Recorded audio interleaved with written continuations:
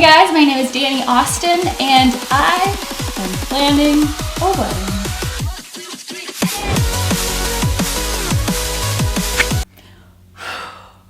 I feel like since the moment I got engaged, I've just had a constant stream of choices.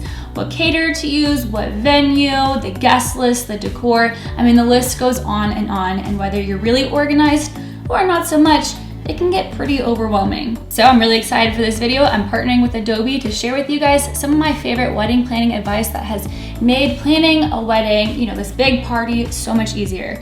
So stick around if you want to check it out, and comment with your favorite wedding planning advice down below. Share the wealth, and make sure you subscribe. Hit that subscribe button if you want to see more videos. Let's get started. Okay, my first tip for you guys is to have the right resources and tools to stay organized while you're planning your wedding. You're gonna be receiving so many different documents. The paperwork is just insane. I mean, contracts, floor plans, seating charts, inspiration photos, and it can get overwhelming. So what I did is I downloaded Adobe Scan, and this is an app that I use to take pictures of documents or receipts and turn them into editable PDFs. So you can keep everything in one place, which just makes it so much easier to stay organized. So I'll give you a couple of examples. For my florist, whenever I was setting up meetings with my florist, I mean, I can't be driving all over town meeting with her every single time I find a new inspiration photo. So what I did was I just took Adobe Scan and I scanned in images of all my inspiration, some swatches, that sort of thing. I even scanned in the contract that she had sent me, kept it all in one place. And then I was able to upload those to Adobe Acrobat, where I could actually edit the documents, comment on things, add image overlays, add text, read the PDFs.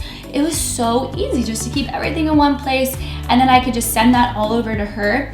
Another way I used Adobe Scan was I scanned in the seating arrangements and then all the RSVPs. As the RSVPs came in, I was able to comment on each table and add the seating arrangement. But just having that little comment tool helps so much, so I can change things, and if somebody declines, I can move someone here. It's just, guys, it's a game changer. I definitely recommend checking out Adobe Scan. I'll put the link in the description box for y'all so you can check it out as well. Download it, try it out, let me know what you think.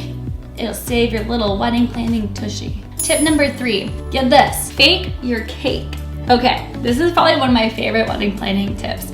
So, what you can do is you can ask a baker to bake you a 4-tier or 4-layered cake or whatever it is, but only the top tier is real and the rest of them are just cardboard decorated with the frosting. And then, so you can cut the top layer and you and your hubby can eat that, but then you actually serve sheet cake from the back. And sheet cake is just like those flat little cakes that you buy at the grocery store, and nobody knows the difference. And sometimes those can be really good too. It's a good way to save a little budget. I would highly recommend considering seating arrangements. I learned this from a couple of my friends that had weddings, and they had a pretty eclectic group. They had a small family on one side, a huge family on the other, and then their college friends didn't really know each other.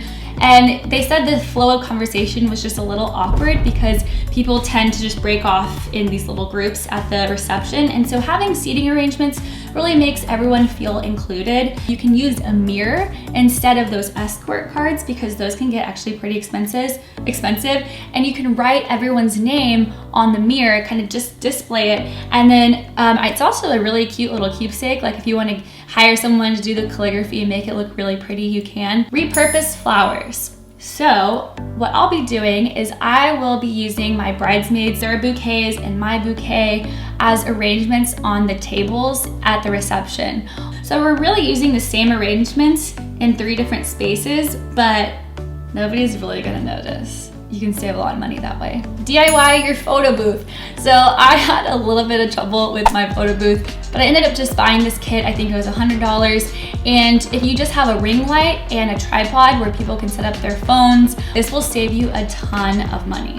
Trade with other brides. The bridal community is a desperate community and everybody wants to help each other out. It's actually pretty cool. a lot of spring weddings, and so we're all trading vases, table cards, gold chargers, anything like that that you can trade and, you know, help each other out. Be proactive about your thank you cards. When you start getting presents in from your registry, it's really important to start writing out those thank you cards, because otherwise they are going to pile up on you. So anytime I receive a gift, I just open it and go straight to the thank you cards and just knock it out. Those are some of my favorite wedding planning tips. Share your favorite tip down below so you can help us all out. Thank you so much for watching this video, and I guess I'll talk to you later. Bye.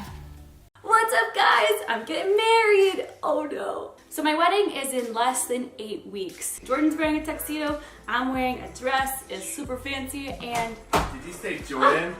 Oh my gosh! Babe, you scared me. Oh my gosh, look at you. Are we live?